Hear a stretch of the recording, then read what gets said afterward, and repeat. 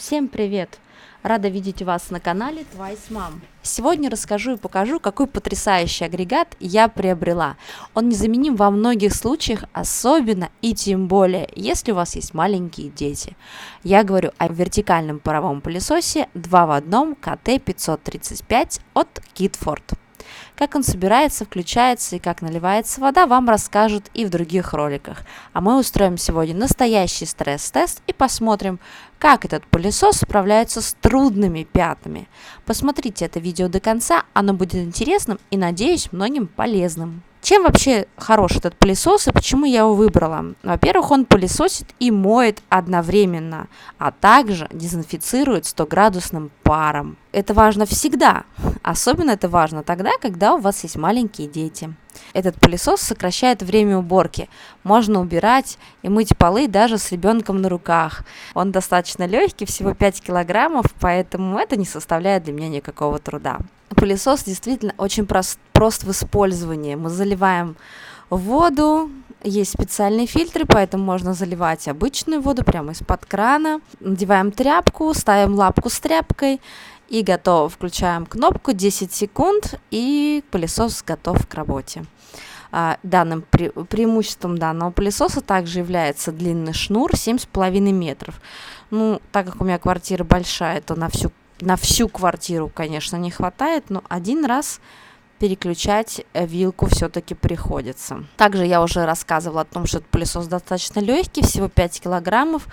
По ковру идет достаточно тяжело, но по плитке, по ламинату катится очень здорово. Я пылесошу детский коврик, пазлы детские.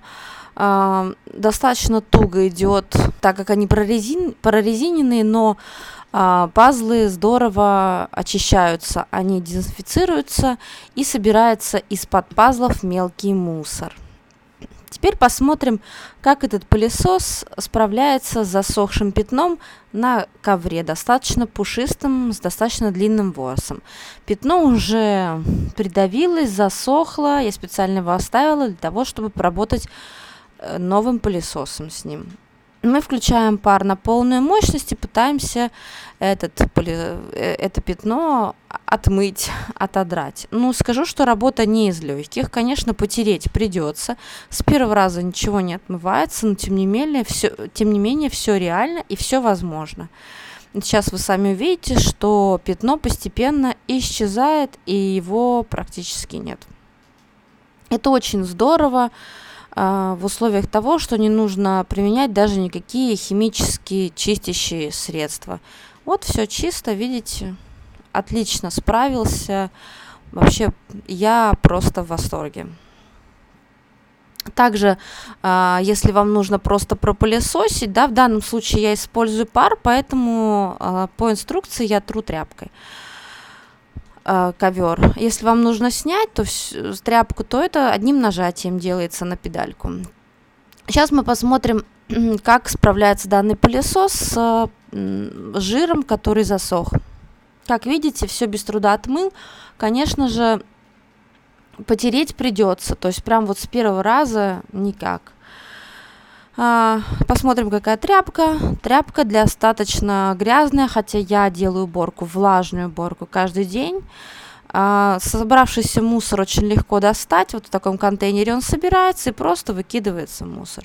Потрясающий пылесос. У него вот кнопочки. Отдельно пылесос, отдельно пар. Два режима пара. Также нужно отметить, что мощность всего 1600. Кажется, что маловато. Но на самом деле больше, чем достаточно. Он очень хорошо собирает весь мелкий мусор вокруг своей лапки. Мощность всасывания очень-очень даже приличная. Моет, сразу скажу, моет чисто. Несмотря на то, что на видео, может быть, у меня были какие-то соринки, вот когда я снимала эту лапку, но, тем не менее, моет очень чисто. Я уже к нему приноровилась, и мне очень нравится. Из недостатков можно отметить, что у него не меняются насадки, то есть вот эта вот лапка, которая есть, она одна, и никаких других щелевых щеток и других просто нет. И лапка сама достаточно большая, она не во все щели пролазит. хотя она невысокая и, допустим, под кроватью легко может поместиться, тем не менее, например, под холодильник у меня она не пролазит.